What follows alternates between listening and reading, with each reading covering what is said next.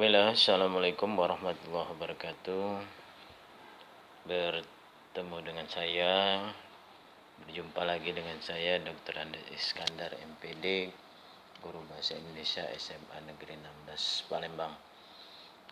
Pada video kali ini saya akan menjelaskan tentang teks prosedur. Materi teks prosedur ini terdapat pada materi kelas 11 SMA semester 1. Dari judulnya teks prosedur, pada kesempatan ini yang pertama kita akan bahas masalah judul dulu, teks prosedur. Teks artinya itu tulisan, karangan atau karya tulis. Sedangkan prosedur langkah, cara, urutan. Langkah atau cara atau urutan yang biasanya yang bersifat imperatif atau perintah.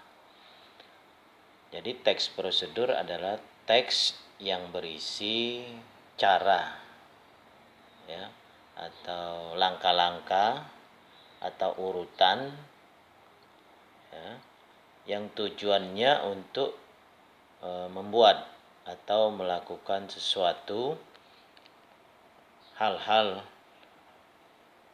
dengan langkah demi langkah, urutan demi urutan yang tepat secara sistematis sehingga menghasilkan suatu tujuan yang diinginkan. Teks prosedur biasanya terdapat pada tulisan yang mengandung tips atau tutorial, seperti kita lihat di YouTube itu banyak cara membuka dinamo, cara melepas casing, atau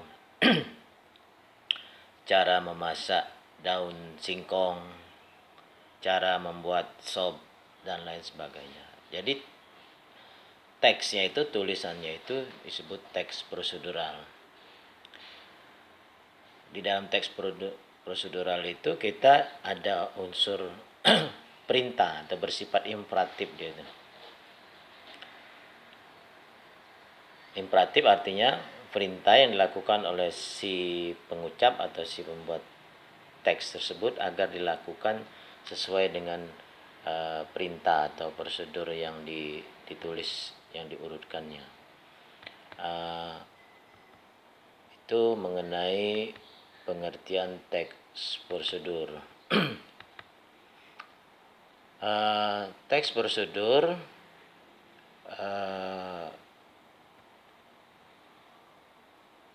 seseorang menulis teks prosedur itu mempunyai tujuan. Tujuannya tidak lain adalah untuk memudahkan pembaca untuk mengikuti langkah-langkah atau perintah-perintah dari isi teks. Nah, yang tujuan akhirnya bisa disesuai dengan keinginan si penulis, ya. Teks prosedur itu mempunyai struktur. Struktur yang pertama itu harus ada tujuan, ya. Tujuan pada teks prosedur adalah pengantar umum sebagai penanda apa yang akan dibuat dalam atau dilakukan dan motivasi dalam melakukan. Jadi misalnya untuk langkah-langkah mengganti baterai HP misalnya. Nah, itu ada pengantar dulu yang kita sebutkan sebagai tujuan prosedur itu, pengantar umumnya. Jadi HP sering mengalami gangguan pada baterai. Nah, memang setiap HP memiliki baterai yang daya tahannya berbeda. Nah, seperti halnya HP jenis ini. Nah, untuk mengganti HP ini sangat mudah. Nah, dapat kita ikuti langkah-langkah berikut. Jadi tujuannya adalah untuk memberikan petunjuk atau langkah-langkah bagaimana mengganti baterai HP. Yang kedua, bahan dan alat. Jadi bahan dan alat adalah berisi mengenai rincian bahan dan alat yang akan digunakan, ya, sesuai dengan perintah. Misalnya mengganti HP, apa yang harus kita siapkan? Misalnya obeng tipis atau obeng atau alat seperti apa? Kita jelaskan.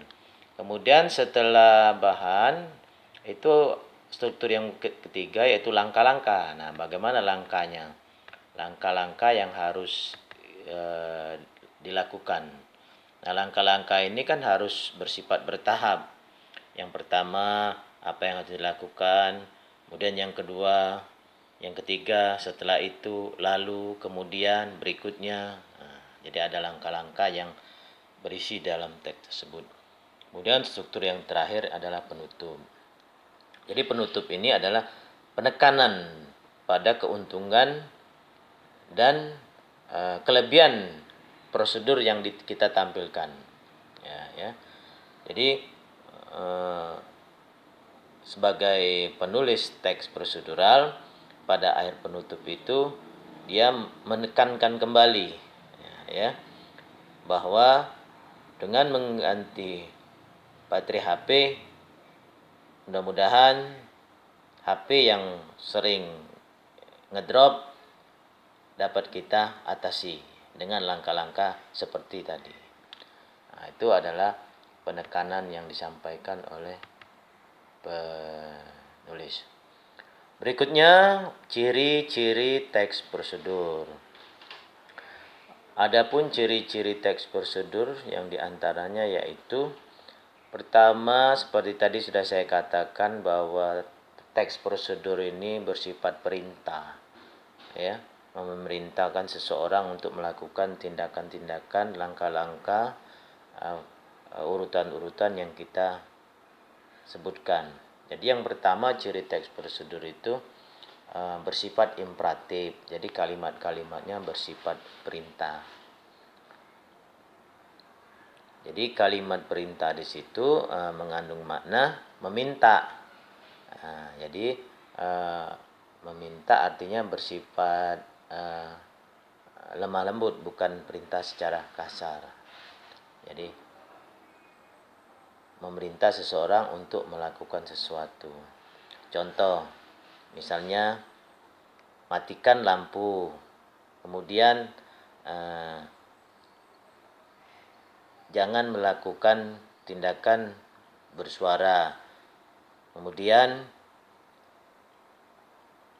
tidurlah tepat waktu. Jadi ada perintah tapi perintahnya secara halus. Kemudian menggunakan kata kerja aktif, ya.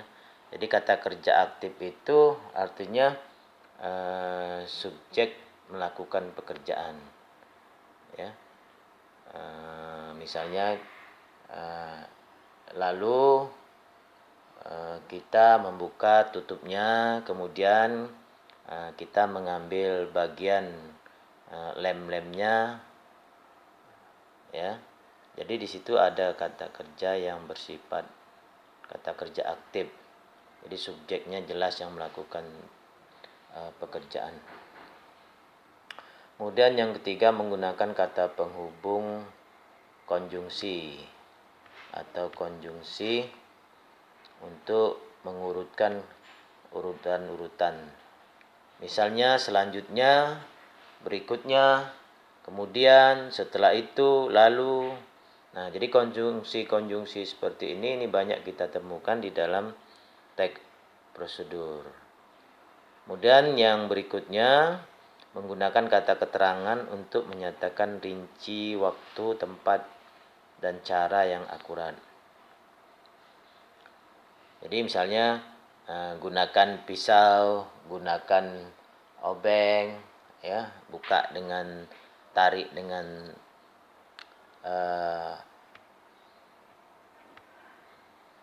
sekuat-kuatnya, jadi ada keterangan. Kemudian macam-macam teks prosedur.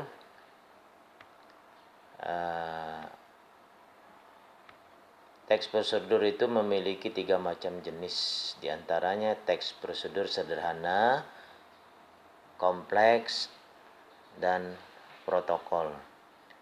Yang dimaksud dengan teks prosedur sederhana yaitu teks yang berisi langkah-langkah sederhana yang biasanya hanya 2-4 langkah saja dalam melakukan.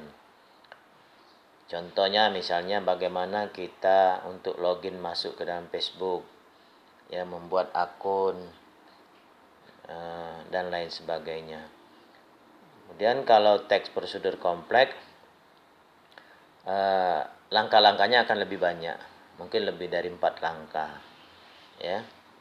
Misalnya kalau kita membuat sambal itu banyak yang langkah-langkahnya, tidak mungkin langsung 1, 2, 3, 4. Atau langkah-langkah kita dalam mengurus SIM atau memperpanjang KTP, membuat KTP, mendaftar masuk sekolah seperti PPDB kemarin, ya. Itu ada beberapa langkah. Itu dimaksud dengan teks prosedur kompleks. Jadi langkah-langkahnya itu lebih banyak, lebih dari 4 langkah.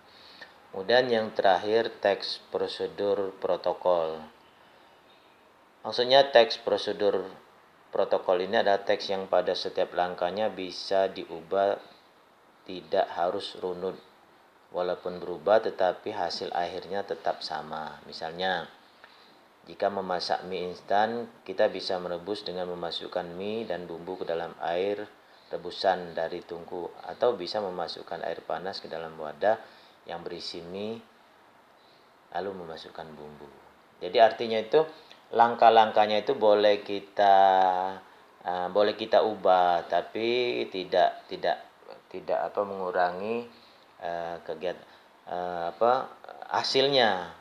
Ya, kalau misalnya masukkan air, tapi kalau panaskan air, tapi kalau kita sudah ada air panas langsung dimasukkan. Misalnya jerangkan air, tunggu sampai dia mendidih, masukkan mie. Tapi kalau kita sudah ada air panas, siapkan air panas, langsung masukkan mie. Tapi lain halnya kalau misalnya masalah langkah-langkah dalam kelistrikan, ya, ini hati-hati, ya. Kalau kita melanggar protokol urutannya, ini bisa berbahaya. Seharusnya kita matikan dulu sekring, baru kita lepas kabel di bagian tertentu, tapi ini kita ubah langsung, ini fatal. Tapi ada hal-hal yang harus, langkah-langkah yang memang tidak berbahaya, yang tidak mengurangi maknanya, itu bisa dimasukkan dalam teks prosedur protokol. Nah, demikianlah materi tentang teks prosedur, pengertian, tujuan, struktur, dan macam-macam teks prosedur kompleks. Kalau ada pertanyaan, silakan nanti disampaikan ke WA saya. Terima kasih. Assalamualaikum warahmatullahi wabarakatuh.